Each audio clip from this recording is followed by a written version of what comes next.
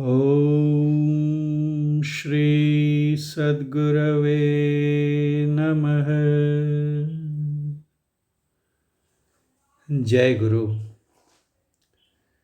I am going to read the second part of a very rare discourse of Sadguru Maharshi Mehi Paramhans Ji Maharaj, which I had shared some days ago, in which we had seen that the whole creation came to be formed by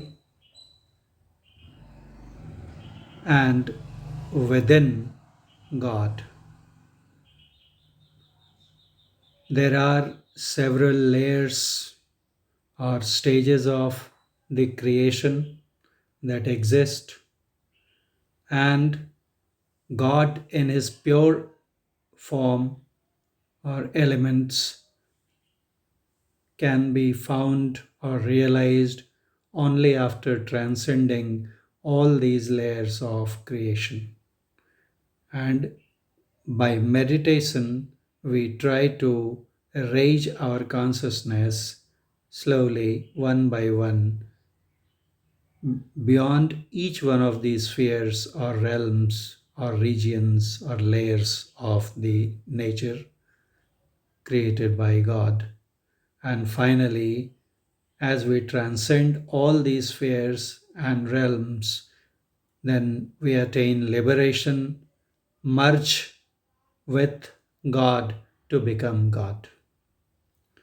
But how to transcend all these spheres or realms of the nature or creation is the question. Then we had seen that there are as many layers or levels of the world as there are of our own body. And one beautiful thing is that the level of the world we normally live and work in is the same as the level or layer of our body we live in and work with. When we live and work in our woken state, then we live in the gross world around us. But if we move above or within this gross body, then we move into the astral body as well as the astral world. And to give an indication of this, Maharshi Mehi had said in its previous discourse, the part of the discourse, that in between our awake state and the dream state, there is another state that is half awake, or the state of drowsiness. And we feel that we start losing awareness of the outer world as we pass into this half awake state. Our limbs begin to weaken, to lose their strength, their power begins to withdraw inwardly, and we tend to become forgetful of our own body and, as a consequence, of the outside world as well. So, through this instance or sample, we realize that as we move from the gross level of gross body onto a different level of our body, we also rise from the gross level of the world onto a different level. Okay. So this is an indication that yes, it is possible to rise above different layers of the body as well as that of the macrocosm or the universe. Okay, when we go into deep sleep, all our awareness is gone, but when we wake up, then we make the remark that I had a sound sleep today.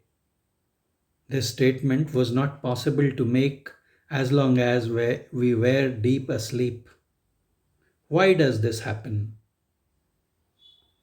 Why do we have different types of awareness? Mainly three types of awareness in these three states, namely woken state, dreaming state, and deep sleep, dreamless sleep state. This is where we had left it in the previous part of the discourse, and I continue from there to recite from the discourse. Why does this happen? Why do we have three types of awareness in these three states? Because we live in three different places during these three states. Change of place leads to change of state, and change of state leads to change of knowledge. Sant Kabir Sahab says, where does this mind reside in this body? Where does our mind reside in this body? To which places does it go roaming? It's good if you could find the answer to this from your guru, or else seek another guru. And in the next couplet, he answers this also, the question he has himself raised. The mind resides in the eyes and goes out to 9 different places. The true Guru, who is the crown of all sants, told me this secret. Brahmopanishad also says in a similar vein that the soul resides in the eyes while we are awake. It descends to the throat while we are dreaming. It moves further down to the heart during deep sleep and ascends to the head or cerebrum in the turiya or the fourth state, which starts from and lies above the Agya Chakra or the 10th door, extending up to the realm of the quintessential sound. On moving beyond the three states, that is, waking state, dreaming state, and dreamless sleep state, on moving beyond the three states, the awareness that I am glad, sad, doer, or the enjoyer or sufferer goes away. It's quite common or natural for us to keep shifting from the awake state to that of dream and from dream to deep sleep. And that is our experience of every day, almost every day we pass through, and we do so naturally without making any efforts. We keep on passing through these three states on a daily basis at least. Let's try to move beyond these three states.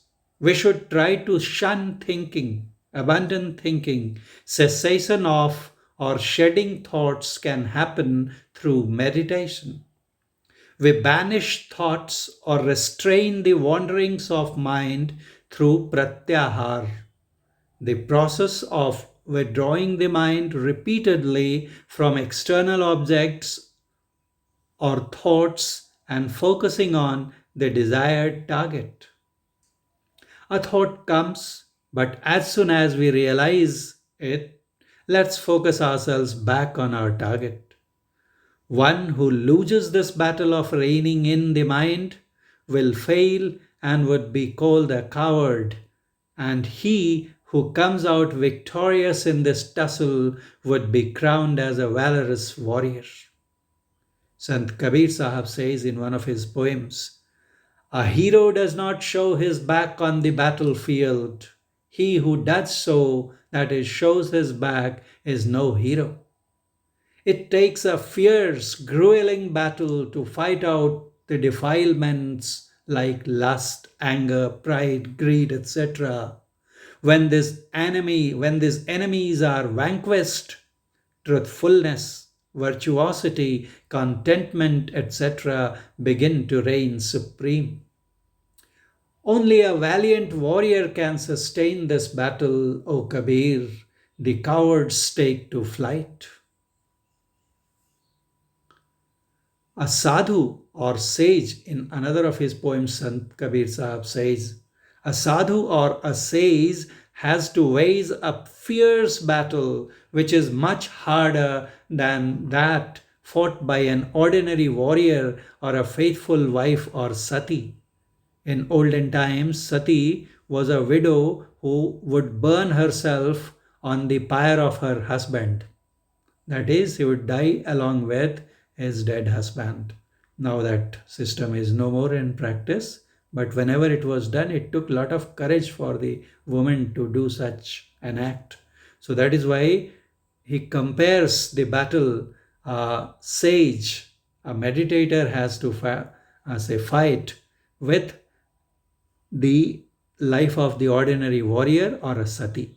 So he says, a sadhu or sage has to wage a fierce battle which is much harder than that fought by an ordinary warrior or a faithful wife or sati.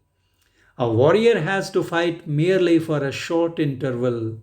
Still shorter is the battle of a sati. However difficult it could be, but once she sat or was made to sit on the burning pyre, then it was only a matter of a few minutes before she was gone.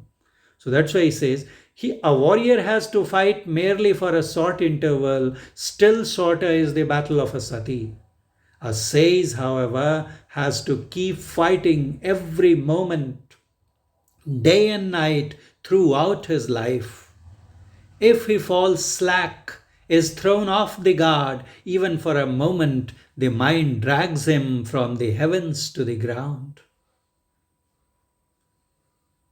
Sant Kabir, this such a fearsome battle will have to be fought, and this would be accomplished through perseverant efforts. Just as a man desirous of having a son performs putreshti yagya, sacrifice, a man yearning for riches engages in commerce, and those craving for heaven perform jyotishtom yagya or sacrifice, ritual sacrifice. Through meditation, one attains samadhi, deep trance, as described in scriptures, to get liberation in this very life. People get bored or fed up with wealth or sons. Some have wealth but no son, while some others have offsprings but no wealth. No one has peace. Even if one could attain to heaven through performance of sacrificial rituals or shraddha, what of that? There also there is no happiness. Even there we have big and small people like we have them here. Defilements like desire, anger, etc. are to be found there also. Envy or jealousy plagues people there also. What is more, once the stock or bank balance of virtuous deeds, that is called as punya, performed in the previous birth is exhausted, one has to come back to this mortal plane. That is why Goswami Tulsidas ji says, consider not the sensory objects and indulgence therein to be the goal or purpose of this human body. Even the pleasures of heaven, if attained to, are short lived, ending in misery only. Sant Tulsi Sahab of Hathras says in one of his poems, the human body is rare and difficult of attainment, even to gods proclaim all loudly. All proclaim loudly that even gods do not easily get the human cloak, but foolish people keep craving for heavens. Having exhausted the fruits of their noble deeds performed in the previous births, gods have to tumble from heaven to hell and have to wander thereafter in the four khanis or origins. All living beings can be classified into four broad groups, namely those born of a body like all mammals, or those born of eggs like birds, tortoise, snakes, etc., or those born of heat or sweat, insects like lice, and those who come out of the earth by piercing the earth like plant or vegetation kingdom. So these four are said to be the main roots or origins of life on the earth. So that's why he says that having exhausted the fruits of their noble deeds, gods have to tumble from heaven to hell and have to wander in the four khanis. And four khanis, Tulsi says, I follow the essence of the teachings of sants and treat the heaven with the contempt it deserves. The human body is rare and difficult of attainment, even to gods proclaim all loudly. Go wherever you might, go even to heaven, you will find there sensory pleasure only. That is why Sufis say, strive for nazat or liberation. Even the king of heaven, Indra, is not content with indulgence in sensory pleasures. Even Brihaspati, the guru or the teacher of Indra or the gods, could not be satiated with senses as the story goes. There also the mental defilement like desires, lust, anger, etc. are very much prominent. The only difference between here and in heaven is that we have much less of these sensory pleasures over here. Nobody, however, has ever got satisfied with sensory enjoyments, nor is there any such possibility of this being so in future. Therefore, one should strive to acquire that bliss. Therefore, one should strive to acquire that bliss which remains uniform, constant, perpetually, forever. And liberation has to be sought towards this end only, to acquire everlasting bliss or peace or happiness. Jivatma or the individual soul will be liberated when it separates itself from all the veils and is left all alone in its pure form. The soul is revealed in its true nature where there are no organs, internal and external, no sensory objects.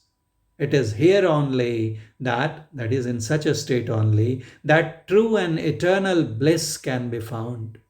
One should not think that liberation would be attained after death if it has not been achieved while alive. The liberation has to be attained first here, in this very birth, this very body, whilst we are alive. Then we would also attain liberation post death, after death. Sant Dadu Dayal, a great Sant sage from Rajasthan, says, when all the attributes of the body have been left behind while still alive, that is, we learn to die, the art of dying while still being alive. When all the attributes of the body have been left behind while still alive, when the bondage of all the karmas or actions have been severed, only then mukti or liberation can be said to have been achieved. Salvation with or in spite of the body is called Jivan Mukta state, liberated while still in the body. And once this liberation has been accomplished, Videha Mukti or liberation after death happens. If I say make efforts to attain deliverance, or if I say make efforts to realize God, they mean one and the same thing. To get rid of all the veils of gross, astral, etc., is to get liberation. Just as the land surface is essential for water to rest upon, says Goswami Tulsidas, O Garud, O king of birds, it is not possible in the same way to acquire the bliss of salvation in the absence of genuine love or devotion for God. If 16 moons or the full moon in all its splendor, as well as all the stars rise together in the sky, if in addition all the mountains are also set on fire, yet the night won't go away unless the sun rises. Similarly, O King of birds, without devotion to God, the afflictions or the ailments in life would never be cured. I think we are approaching about 20 minutes of reading, and still there is a lot left and very interesting things in this discourse. So we will read another part of it in the third edition of it. Hope you are liking this discourse, which I personally find to be very, very interesting and very rare. Thank you so much. Namaste, Jai Guru, Vahe Guru, Radha Swami.